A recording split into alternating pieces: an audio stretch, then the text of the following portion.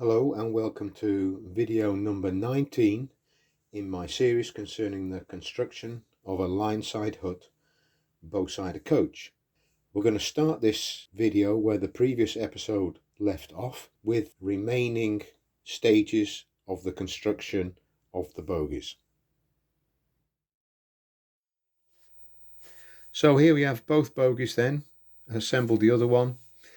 So the next stage is to disassemble everything, degrease in the primer and then in the matte black, and that is including the inserts of the wheels, and then reassemble the whole thing, but remembering during reassembly to just put a drop of oil into the bearing houses before attaching the wheels again, and then we'll tighten everything up and then we'll get on to the next stage. So here we are, it's all painted now, both of them. There's the other one, running like clockwork, very smooth, well pleased. The axles, they spin really well. I don't know whether you can see that. This one. And if you're wondering, the oil that I've actually used in the bearings, that's just sort of standard motor oil. It's the same oil that I used on the external moving components of the locomotive. And you can't hear it either. So, really pleased, that's this job done. So let's crack on with the next bit then. So the next job is to attach the bogies to the underside of the coach. So how exactly are we going to do that? This is a solid floor. I don't want to drill holes in the floor. How are we going to do that? Well, what I'm going to do, I've already built two other coaches from Lineside Hut, and that was also with these roundhouse bogies, and I'm just going to use their idea to fix these bogies to these coaches. So let me explain. So what we have is a 2mm thick piece of ply, 30 by 30 mil, 3 by 3 centimeters, and the hole in the middle is just large enough to receive the head of this M3 bolt. This M3 bolt is attached to this second piece of wood, which is 9mm thick, and it's 20 by 25mm. So that's going to be glued to that piece of wood. What's then going to happen is these two washers go onto the bolt.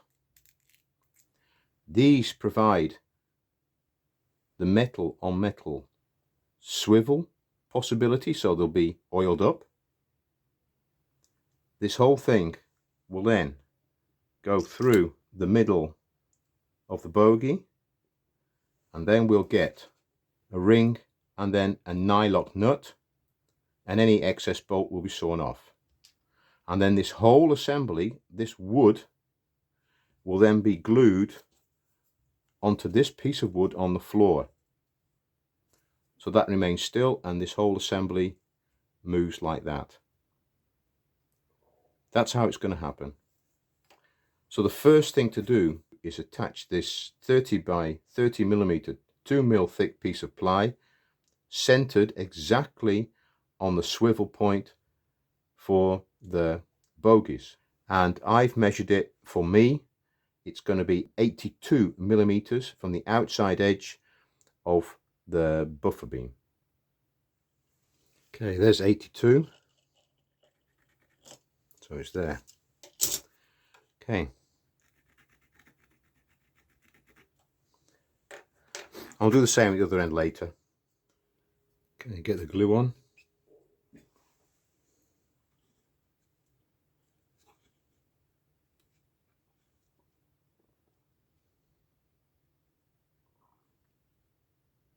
That's about right. So there's the bogie base plates added, both ends. And I think the next stage is actually going to be some painting. I think we're going to paint the majority of this underside in primer and matte black, with the exception of this middle section here. Otherwise, certainly by the bogies, when the bogies are actually fitted, you can't get to the floor to paint it properly. And I'll do that off camera, and I'll get back to you once that's done, and then we'll continue with the bogies. Okay, so the matte black has completely dried out, and you will note that I've left this blank. That's because later on this spacing piece is actually going to be glued onto there. The next stage is to sort out the length of the bolt. So we're just going to put the whole bogie together, so we can just sort of understand where I need to cut the bolt off. So I'll screw that all the way in, like that, and get a marker pen. So I think we need to cut him off about here. Okay, so we'll release all that again, cut the bolt off, and put it all back together again. Okay, so I've cut the bolt down. It's only about just under a centimetre taken off. So what I'm going to do now is glue it to the spacing block, to the spacer, let that dry out, and then we'll continue to the next bit. So we'll put some glue on top of the spacer to hold the head on, like that. Put some glue on these threads that go through here as well. Push it through, a ring and a washer on, like that. So here's one of the screws in one of the spacers. Nothing done to the head. Let me show you what happens if I put it in the spacer. And I don't know whether you can see that, but actually, the way you can hear that, but you can hear it wobbling because the head is too thick. If I take that out and put this one in, I don't know whether you can see that, but I've actually filed away a bit of the head of the screw, and I put that one on top of the spacer. There's no wobble, it's there. Okay, here we go then. So there's a spacer. We'll put one of these rings on. Then what I'll do, just put a tad, just a tad of oil on there. Put another spacer, and then we get the bogie,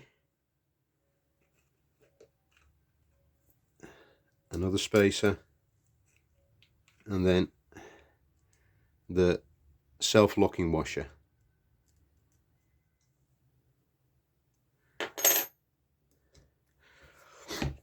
Now, I mean, it's trial and error now. It needs to be able to rotate, but it shouldn't be too tight, but it shouldn't be too loose either. So let's see if we can do something with that. Let's give it a little bit more. So that's about right now. So now it's a question of gluing this one to this one, and I'm going to be using wood glue for that. Give it a good while to set. So here we go then.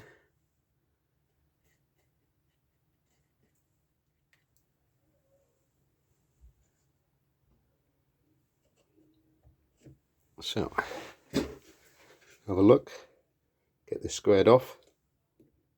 So there we go, I'm happy with that. So I'll do the same with the other bogie and give it a good amount of time to dry out. Okay, the bogies have now had 24 hours to dry. So let's take the elastics off and see what we've got.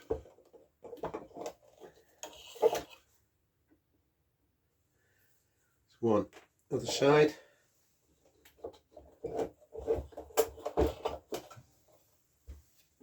Two. There we go.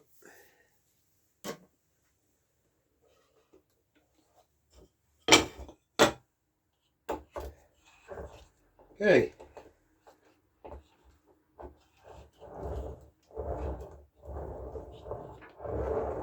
Put it on a bit of track. So there we are then, we have it on its bogies with the roof on, and it's going along quite freely. And I think we'll stop the video there until the next time. Bye bye.